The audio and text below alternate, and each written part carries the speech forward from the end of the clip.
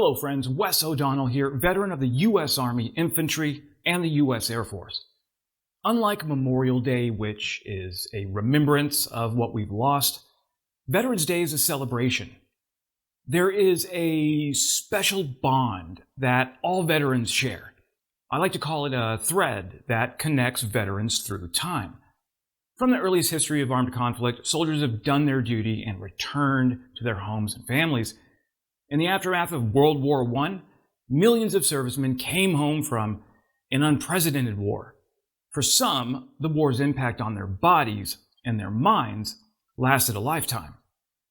This experience repeats itself with every new conflict, as veterans returning from combat zones can attest, but for some, their physical and emotional sacrifice returns with them.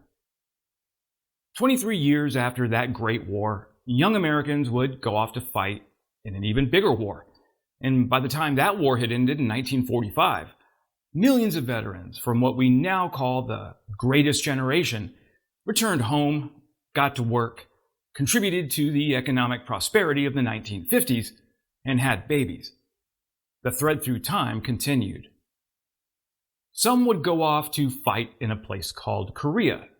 The government called it a police action, but to the men on the ground, it was a war.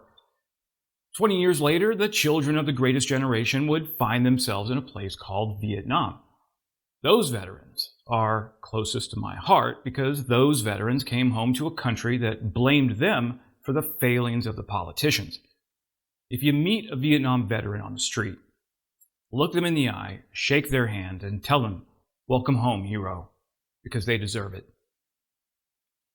15 years after Vietnam ended, the nation rallied around our Gulf War vets. They too answered the call and continued to extend the thread through time.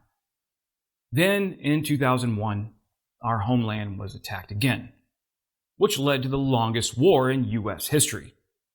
Called the post-9/11 veterans, my generation of vets would return from the desert and continue that proud veteran tradition of service at home.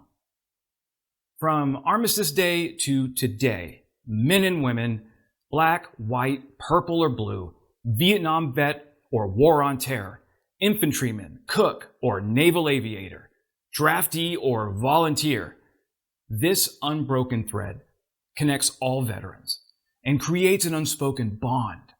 It's a bond of brotherhood and sisterhood that's so pure. It doesn't care about race, religion, or gender. When it comes to this thread of service back home, veterans are 60% more active in their communities and civic associations than non-veterans. And today, veterans are one of the last groups that receives bipartisan support. Liberals or conservatives, doesn't matter. Support for veterans is at an all-time high. When I meet a fellow vet, I used to always say thank you for your service. But I don't say that anymore. They willingly sacrifice holidays, birthdays, and family milestones. Any professional civilian careers have to get put on hold. They often sacrifice their personal passions and hobbies, as many of the hours are unconventional. And perhaps most importantly, they put enormous strain on relationships, push loved ones to the breaking point, and leave memories behind every few years as their jobs on active duty sometimes require them to relocate. So I don't say thank you for your service anymore. I say thank you for your sacrifice. To my fellow veterans, no matter when you served or what branch you served in, thank you for your sacrifice.